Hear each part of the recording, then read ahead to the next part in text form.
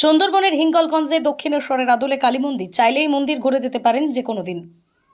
বাংলার অন্যতম তীর্থক্ষেত্র দক্ষিণেশ্বর মন্দির। তবে এবার দক্ষিণেশ্বরের মন্দির দর্শন করতে কলকাতা যেতে হবে না। দক্ষিণেশ্বরের নবরত্ন মন্দিরের আদলে উত্তর চব্বিশ পরগনা জেলার বসিরহাটের হিঙ্গলগঞ্জে আছে কালী মন্দির। সুন্দরবন এলাকার হিঙ্গলগঞ্জের হিঙ্গলগঞ্জ লেবুখালী রোডের পাশে আম্বেরিয়ার গড়ে ওঠা এই মন্দির দেখে যেন এক টুকরো দক্ষিণেশ্বরের স্বাদ কিছুটা হলেও আপনার পূরণ হবে। আমরা দক্ষিণ সপ্তাহে এইলাম, দক্ষিণ শহরে মন্দির করব বলে আমরা বাড়ি ছিল এসে তৈরি করি। হ্যাঁ, ওখান থেকে ফটো তুলে এনে বাড়ি এনে ও মিস্ত্রিদের দেখিয়ে তৈরি করি। ঠিক আছে, আমাদের পুজো করার জন্য দক্ষিণ শহর মা এখানে আমরা পুজো করবো। তারপরে করছি আজ 26 বছর। মা তো বলেছে আমি এখানে আসি, তোর কোনো ভয় নেই। নির্মিত কালী মন্দিরটি সেজে উঠেছে একই আদলে, একই অবয়ব। বাইরে থেকে এক ঝলক দেখলে মনে হবে বুঝি দক্ষিণেশ্বর মন্দিরে এসেছেন।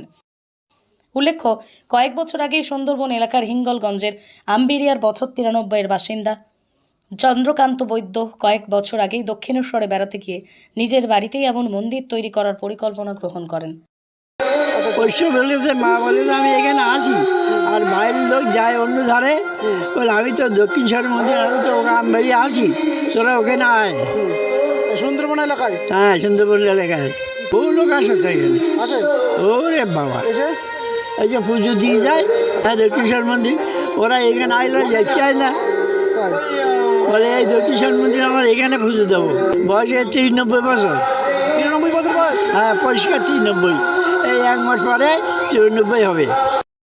তারপর নিজ বাড়িতেই এই মন্দির দক্ষিণেশ্বরের মডেলে সংস্করণ করা হয়। দেখতে কলকাতার দক্ষিণেশ্বর মন্দিরের মতো হলেও আকারে অত বড় নয়। স্থানীয় মানুষ নিত্য পুজো থেকে শুরু করে ভোগ সবই হয় এখানে।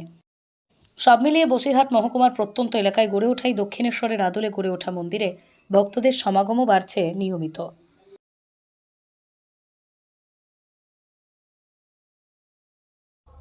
উত্তর চব্বিশ পরগনার বসিরহাট থেকে জুলফিকার মোল্লার রিপোর্ট, লোকাল 18 বাংলা।